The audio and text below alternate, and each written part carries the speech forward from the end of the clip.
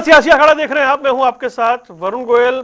जो सियासी अखाड़ा सजा था उसका नतीजा आ गया है। अखाड़े में बीजेपी ने कांग्रेस को पटखनी दे दी है।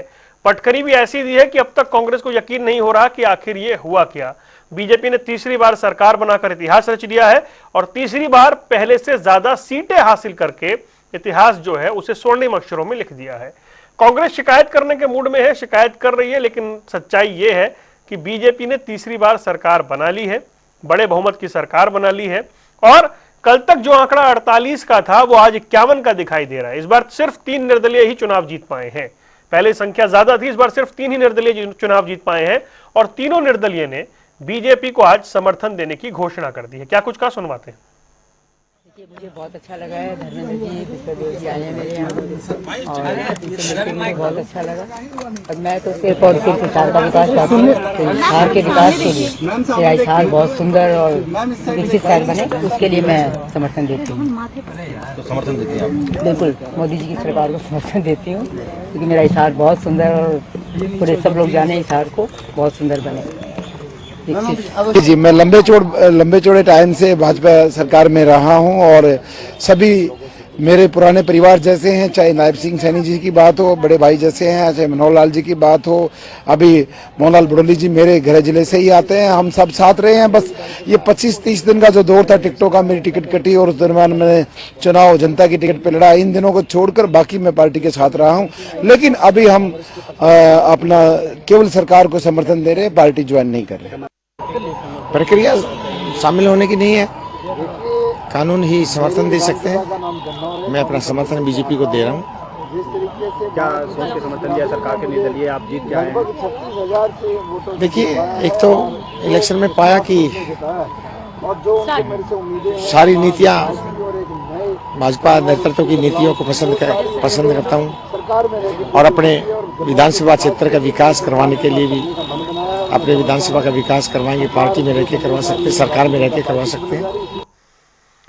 और हमारे साथ खास बातचीत के लिए कई मेहमान जुड़ गए। कमल हांडा कांग्रेस का पक्ष रखने के लिए हमारे साथ जुड़ गई हैं। इसके अलावा हमारे साथ भारतीय जनता पार्टी से डॉक्टर पंकज बेनीवाल हैं, अमनदीप केसरी इंडियन नेशनल लोकदल से हमारे साथ हैं। आप सभी का स्वागत है। पंकज, ये बताएं भाई, आपका तो नंबर और स्ट्रांग हो गया। अपन बहुत लंबे टाइम से चर्चा कर रहे थे सियासी अखाड़ा में और ये जानना चाह रहे थे कि होगा क्या। अंततः वो हुआ जैसा आप चाहते थे, लेकिन ये हजम नहीं हो रहा कईयों को कि हवा तो ऐसी नहीं थी और ऐसा माहौल तो नहीं था, कैसे जीत गए आप। अब देखिए वो इलेक्शन कमीशन तक शिकायत करने जा रहे हैं। नमस्कार वरुण जी, सभी साथियों को नमस्कार, सभी दर्शकों को नमस्कार। ये जनादेश हरियाणा की जनता का जनादेश है। ये पूरे हरियाणा की जीत है, 2,80,00,000 लोगों की जीत है।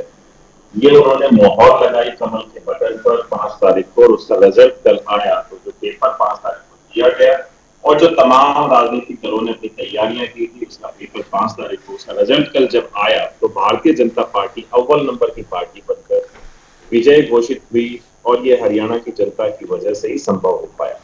अब किसको हजम हो रहा है, नहीं हो रहा है, इसकी गारंटी है, इसकी जिम्मेदारी ना तो भारतीय जनता पार्टी लेगी और ना ही हरियाणा की जनता लेगी, क्योंकि हरियाणा की जनता ने कामों पर वोट लगाया है। भारतीय जनता पार्टी ने पूरा चुनाव कैंपेन अपना सिर्फ कामों के आधार पर रखा कि हमने 10 साल में ये डिलीवरियां दी है, हमने 10 साल में आपके लिए पूरे हरियाणा को आगे बढ़ाने के लिए काम किया है। उस नीतियों पर, कार्यशैली पर, कार्य नीति पर आज भारतीय जनता की पार्टी की सरकार तीसरी बार हरियाणा में बनाई।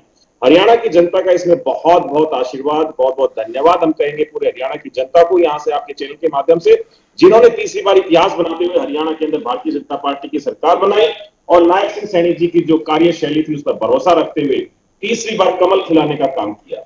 भारतीय जनता पार्टी के साथ जो आपने अभी दिखाया कि तीनों निर्दलीय जो साथी हैं, तीनों ने अपना समर्थन दे दिया है, उनका कोई शर्त नहीं है, कोई कुछ नहीं। तीनों ने एक ही कहा कि भारतीय जनता पार्टी अच्छा काम करती है, भारतीय जनता पार्टी की कार्य नीति अच्छी है, हमें विकास के दौर पे अपने हरियाणा को लेके जाना, अपने अपने क्षेत्र को लेके जाए तो हम सरकार के साथ अपना समर्थन दे दें। तो आज भारतीय जनता पार्टी 50 के जादुई आंकड़ों से भी आगे निकल चुकी है, 51 पर है।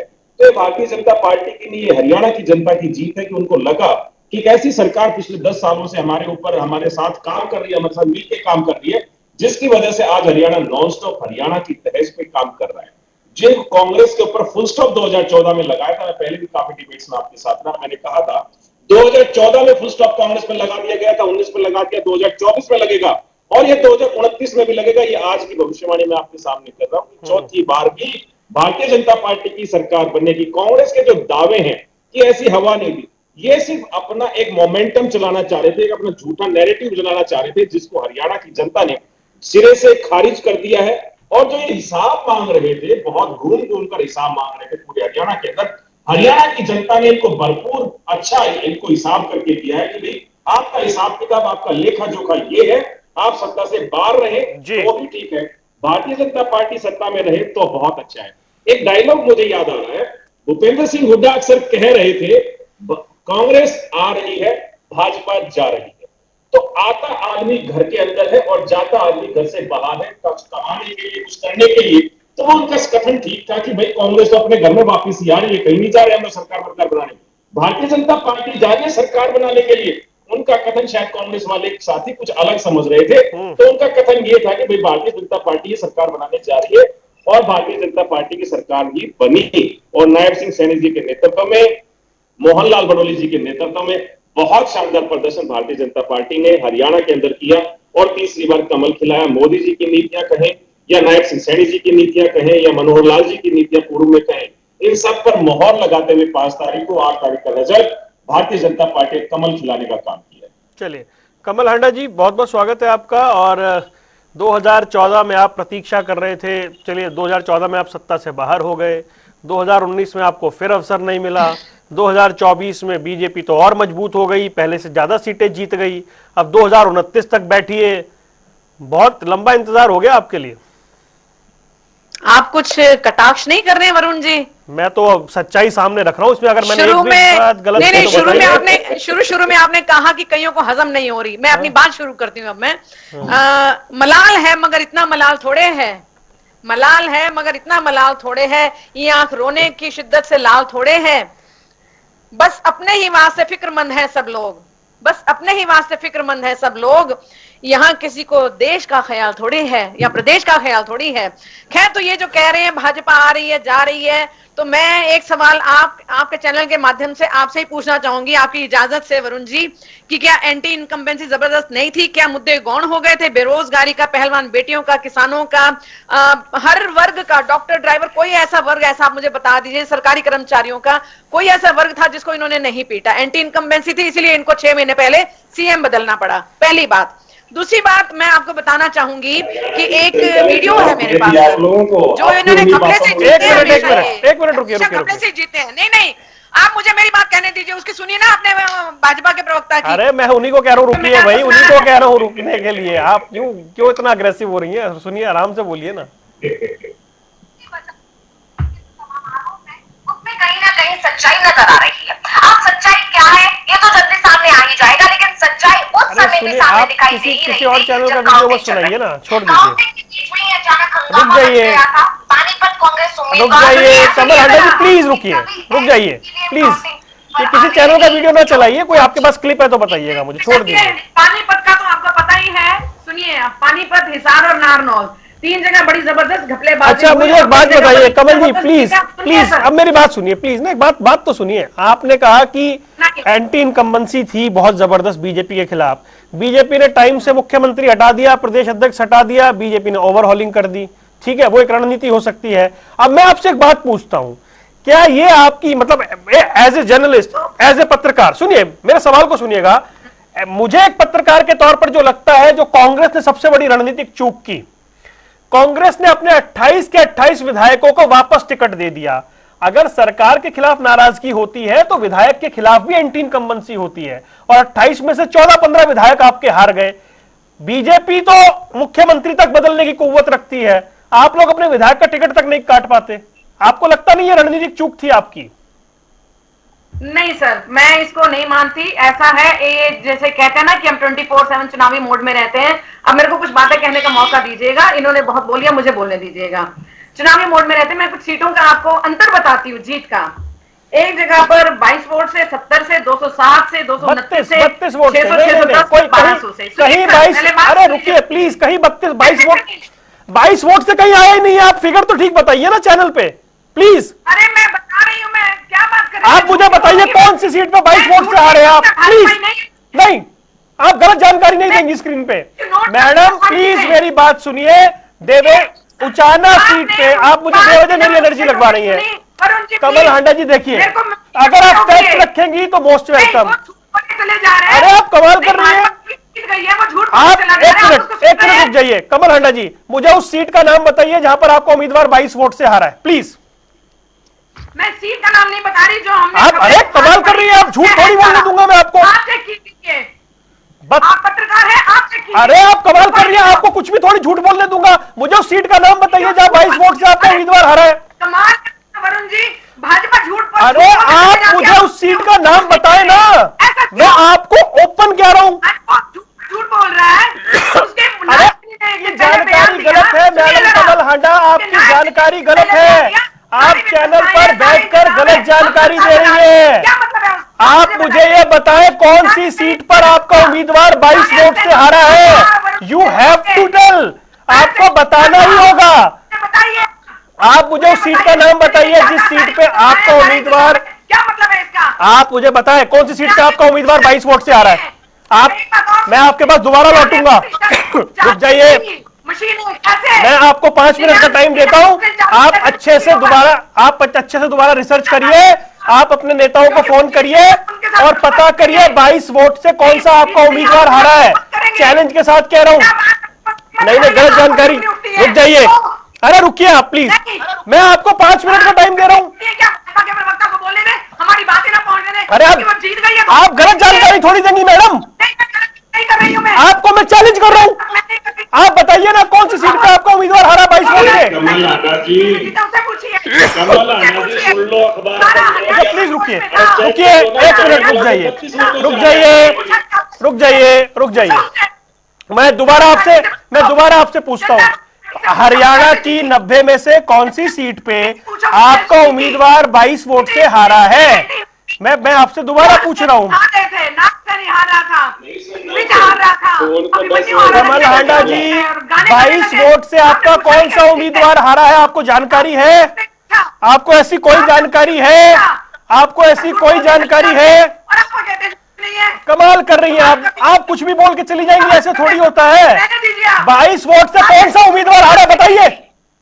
आपने शुरुआत ही कटाक्ष से की थी। अरे कटाक्ष करना मेरा अधिकार है भाई, कटाक्ष करना मेरा अधिकार है, मैं करूंगा कटाक्ष। मैं बीजेपी पे भी करता हूं, आप पे भी करूंगा। रुक जाइए प्लीज मैडम, अगर फैक्ट है तो दोबारा बताइएगा, अदरवाइज रुक जाइए। झूठ नहीं बोलने दूंगा, झूठ नहीं बोलने दूंगा। I challenge you again madam Kamal Handa, I challenge you again. मुझे नाम बताइए उस सीट का जिसपे 22 वोट से आपका उम्मीदवार हारा है। मैं आपको मैडम मैं आपको फिर चैलेंज कर रहा हूं। झूठ नहीं बोलने दूंगा, आप झूठ नहीं बोल सकती। आपको 5वीं बार चैलेंज कर रहा हूं। उस सीट का नाम बताइए जहां 22 वोट से आपका उम्मीदवार हारा है। ना मेरे को पता है क्या हुआ है। अरे नाम बताइए ना।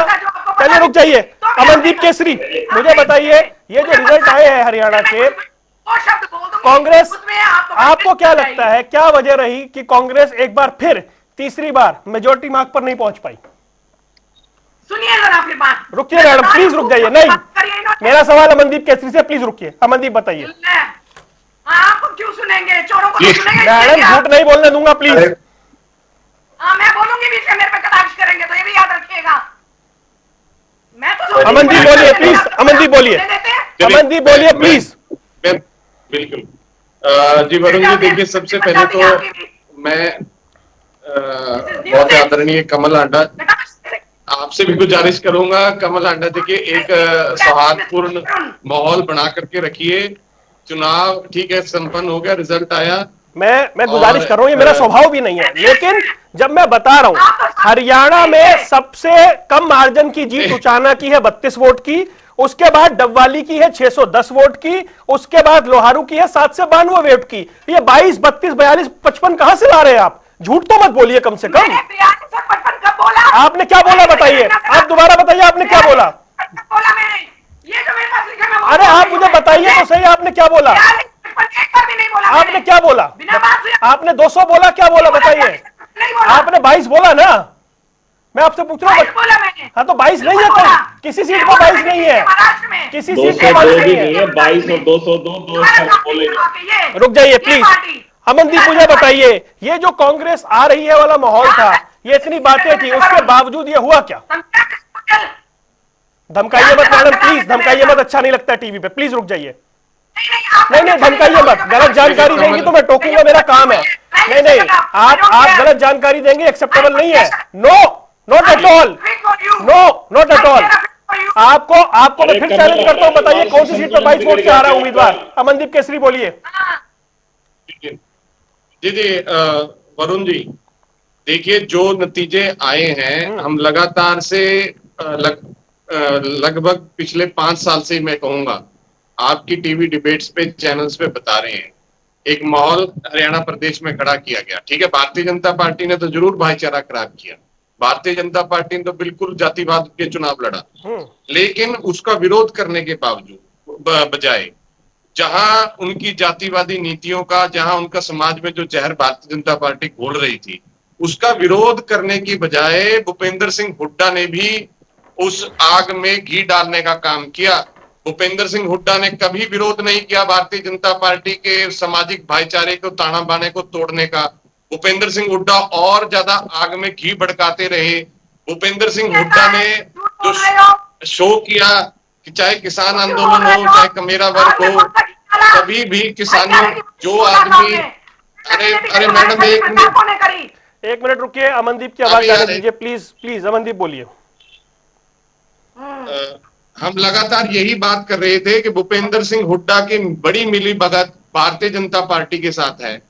इंडियन नेशनल लोकदल ने एक बड़ा दिल दिखा करके 2023 के अंदर 25 सितंबर 2023 को इंडिया गठबंधन में माननीय नीतीश कुमार जी के कहने पर बड़ा दिल दिखाते हुए हमने स्वीकार किया था कि हम इंडिया गठबंधन का हिस्सा बन जाएंगे अगर भारतीय जनता पार्टी को इस देश से, प्रदेश से बाहर निकालना है तो। लेकिन उसमें सबसे बड़ा रोड़ा अटकाने का काम भूपेंद्र सिंह हुड्डा ने किया। किसके कहने पे किया वो आज साफ हो गया। भूपेंद्र सिंह हुड्डा के ऊपर जो ईडी के केस चल रहे हैं, उनका जो दबाव ईडी का ऊपर है, उसके दबाव में वो भारतीय जनता पार्टी के हाथ में है भूपेंद्र सिंह हुड्डा की कमान। आपने 2019 में भी देखा कि पूरी कांग्रेस पार्टी तो 370 का विरोध कर रही थी। भूपेंद्र सिंह हुड्डा ने रैली करी कांग्रेस के झंडे उतार करके और कहा कि मैं तो समर्थन करूंगा 370 का। यही भूपेंद्र सिंह हुड्डा जब विधानसभा, चाहे लोकसभा की बात हो, विधानसभा की बात हो, जब लोगों की जन भावनाओं के अनुरूप जाकर के हमने बड़ा दिल दिखाते हुए ये पहल करी कि भाई सभी विपक्षी पार्टियां एक मंच पर आ जाएं, भारतीय जनता पार्टी को बाहर निकालेंगे, लेकिन भूपेंद्र सिंह हुड्डा ने फिर रोड़ा अटकाया। अब भी आपने देखा विधानसभा चुनाव के अंदर, और हम बार बार ये कह रहे थे कि भूपेंद्र सिंह हुड्डा ना तो किसानों के नेता है, ना कमेरों के नेता है, वो प्रॉपर्टी डीलरों के नेता है, वो प्रॉपर्टी डीलर है, आम जनमानस के खिलाफ है वो, और उसका मैंडेट आज देखने को मिला है। जो कांग्रेस पार्टी पूरी की पूरी तरह भूपेंद्र सिंह हुड्डा के आगे झुक गई, जो मैं कहूंगा राहुल गांधी जी बड़े बड़े दावे करते हैं, लेकिन भूपेंद्र सिंह हुड्डा के आगे बिल्कुल प्रेशराइज होकर झुक गए। पूरी कांग्रेस पार्टी ने समर्पण किया उसके प्रेशर में, और उनकी कमान भारतीय जनता पार्टी के हाथ में थी, भूपेंद्र हुड्डा की कमान। इसलिए ये नतीजे आए हैं, वरना जमीन पर तो आज भी जनता भारतीय जनता पार्टी के कुशासन के खिलाफ है।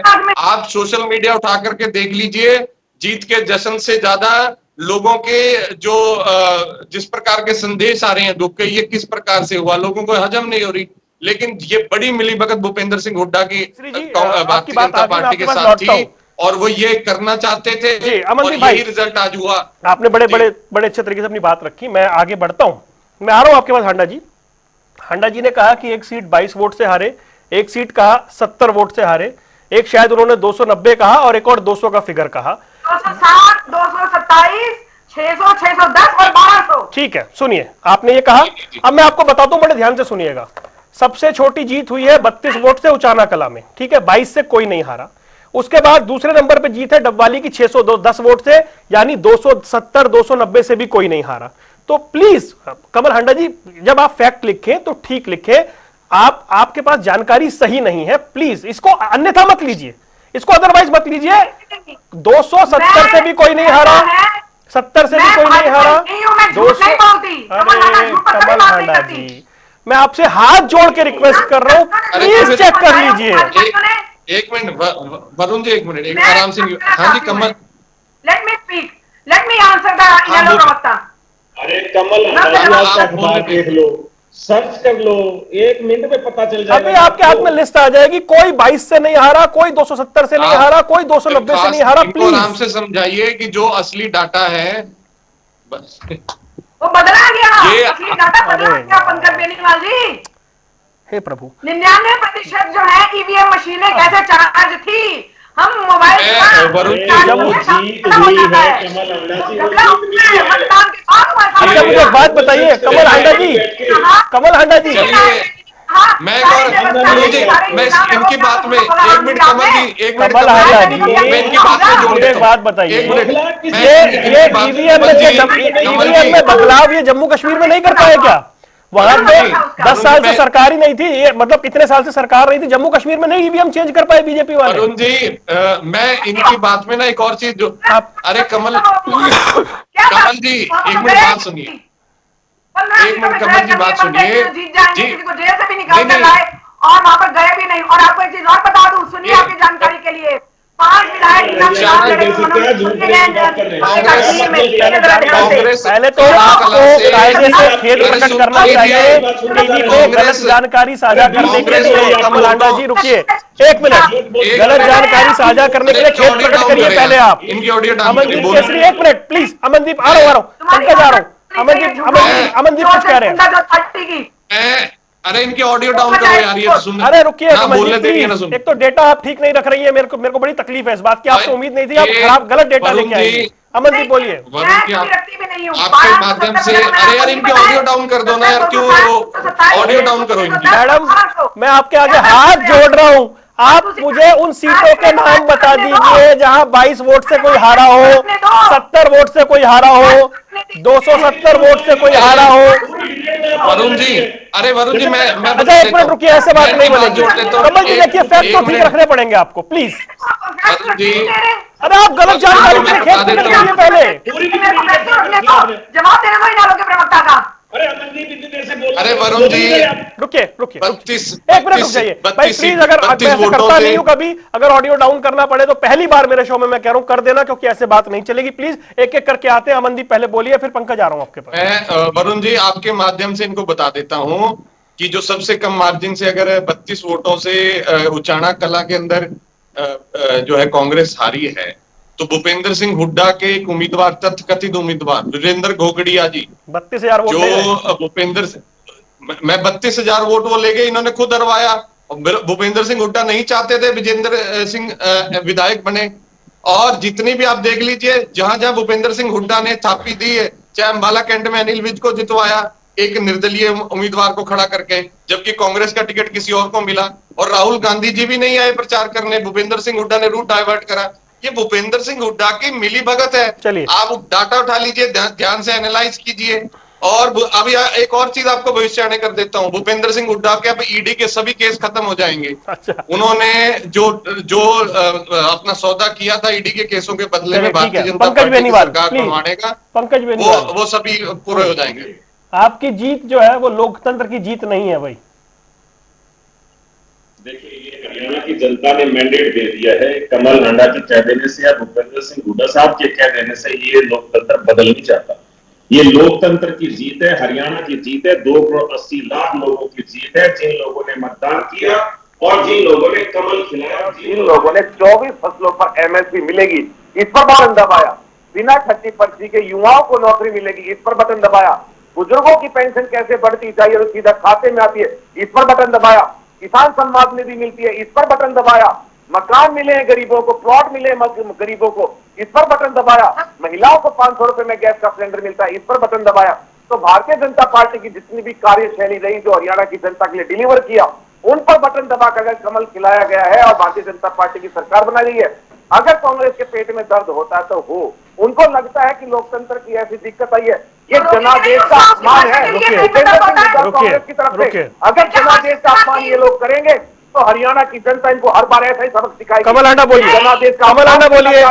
ये भूपेंद्र सिंह हुड्डा और कमल हांडा दोनों मिलकर के हरियाणा के जनादेश का हरियाणा की जनता के जो मैंडेट दिया है। अच्छा रुकिए, डॉक्टर साहब रुक जाइए, डॉक्टर साहब रुक जाइए, काम कर रहे हैं लोग, रुक जाइए, बोलिए जी कमल हांडा जी। भारतीय जनता पार्टी को रुकिए, काम के आधार डॉक्टर साहब रुकिए, रुकिए, गलत नैरेटिव चलाने की अरे कोशिश रुकिए डॉक्टर साहब और रुकिए। इनका नैरेटिव सारे बंद किया। अच्छा रुक जाइए, अरे जवाब मांगा, हरियाणा की जनता ने डॉक्टर साहब रुकिए, हरियाणा की जनता ने जवाब दे दिया इन लोगों को। अरे बेनीवाल साहब, फोन की बंद कर दिया। बेनीवाल साहब, अरे जीत में और विनम्र हो जाना चाहिए आदमी को। रुकिए रुकिए, कमल हांडा जी।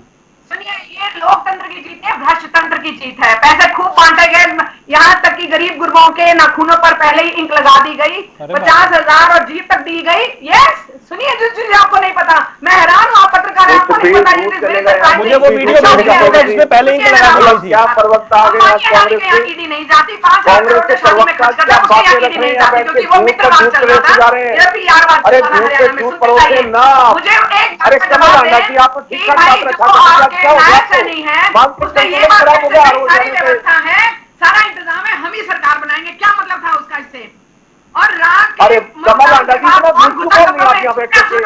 क्या हर बात को झूठों पे झूठ परोसे जाएंगे? अरे आपने झूठ की पोल हरियाणा की जनता ने खोल दिया, आप लोगों को नुकसान नहीं दिया। हरियाणा में भारतीय जनता पार्टी की सरकार बनाई, बौखलाहट है आप लोगों की, बिना बात बोलते जा रहे हैं, झूठ पर झूठ। आप हरियाणा की जनता ने आपको लगा दिया। पंकज रुकिए, पंकज रुकिए, और आपके ये रुकिए रुकिए रुकिए।